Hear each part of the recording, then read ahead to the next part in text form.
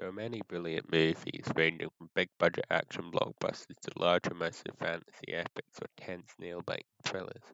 But there's a movie that forgoes all those typically enticing narrative paths and avenues for a more raw, character driven story, focusing on the day to day life of a group of regular people, with a few larger than life figures thrown into the group as well, that I believe is truly extraordinary.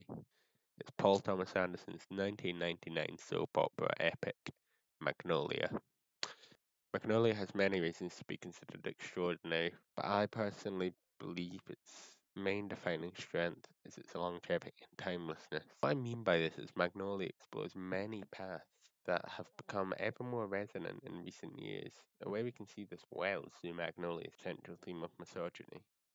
Misogyny is the feeling of hatred or dislike towards women, or a feeling that women are not as good as men, and often is a process in which women are demeaned or made to feel lesser.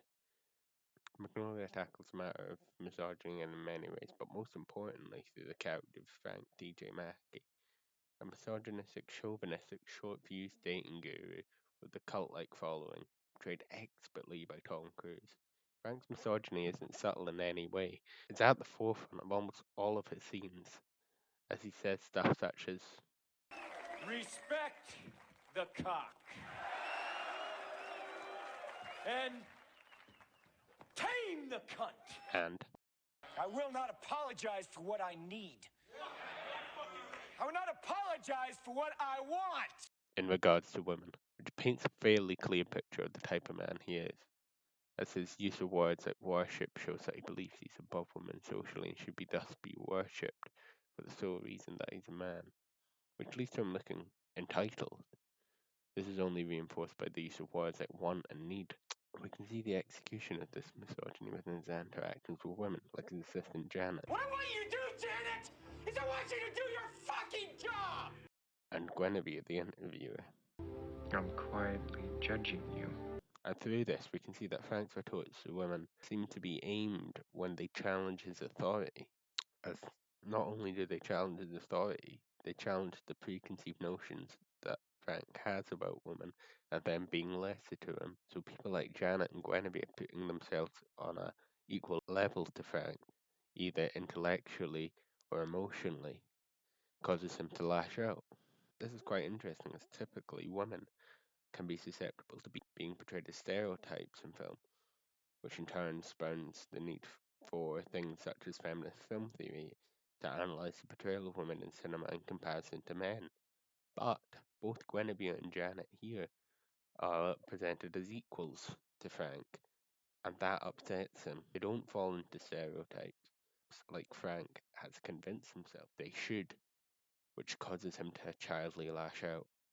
See the longevity and timelessness of this through a similar portrayal of misogyny in the 2025 show Adolescence by Philip Bartini, through the character of Jamie, played by Owen Cooper, a 13-year-old boy convicted of murder who expresses similar misogynistic views to Frank, almost echoing his entitled mentality and view of women to a T. We can see Jamie's treatment of women is very similar to Frank's treatment of women such as Janet and Guinevere in his conversation with the character Brioni. Brioni shares similarities to characters such as Guinevere and Magnolia, serving as an intellectual superior to Jamie, which causes similar outbursts. You do not tell me when to sit down! But interestingly, Adolescence and Magnolia share a commonality, an origin of this behaviour, as they both point to it being spurred on by a lack of a strong male role model. In Frank's case, he lacked a strong male role model due to childhood abandonment by his father, She waited for your call. leading to a hatred building up in him that he points towards women, which Jamie doesn't seem to connect with his father, and so turns to the internet to shape his worldview rather than his father. Or Baratini says he gets polluted because what he's told online makes sense to him. Frank's interview with Guinevere also demonstrates timelessness on a formless level due to episode 10 of Euphoria, released in 2021, written by Hunter Schafer and directed by Sam Levinson, which utilizes a similar style and structure to portray a polar opposite narrative, as within Magnolia, the interview is utilized in a way to address Frank's masculine persona by asking him probing questions like what his mother thinks of his seminars and personal questions about his upbringing. I was told that your mother died, Frank.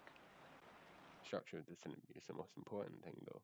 Going from Frank raring to go to him becoming a bit standoffish, to Frank refusing to answer questions, leading to him having a full emotional breakdown when he returns to his seminars. The act behavioral structure here is very interesting. It's practically mimicked exactly within the episode 10 of Euphoria, where Hart and Sherry's character Jules is in therapy discussing her relationship with her femininity as a trans woman. I want to be as beautiful as the ocean. The ocean's strong as fuck and feminine as fuck. Which is practically as far as you can get from Frank's interview if you tried. But despite this, the structure is the same, as Jules' emotional journey follows a similar path. Frank's starting smoothly to becoming standoffish and then leading to a breakdown.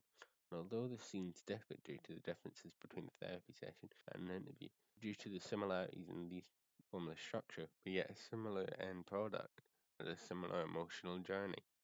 This is only complemented by similar shot composition, color, and set design, which gives the emotional journey of the structure of these scenes increased yet similar emotional weight, despite the glaring thematic differences. Another reason I think Magnolia is extraordinary is the inclusion of the character Donnie Smith, considering the cultural context in which Magnolia was made. Magnolia was made in 1999. During the 90s, the new queer cinema movement, in which the prevalence of queer cinema and queer filmmakers had a noticeable uptick. But it's important to note that Paul Thomas Anderson isn't queer. This is quite extraordinary. As artists outside of the new queer cinema movement, like Paul Thomas Anderson, usually wouldn't include a character like Donnie Smith, whose entire character arc revolves around his closeted homosexuality and his attraction to a bartender. Hey! I love you. I love you, and I'm sick. I'll talk to you. I'll talk to you tomorrow. Often opting for a more heteronormative approach to the character. I think Magnolia's inclusion of such a storyline is quite extraordinary. It's something that almost seems out of place at the time for a filmmaker like Paul Thomas Anderson. Yet he subverts the cultural norms of the times and includes a character which isn't as common.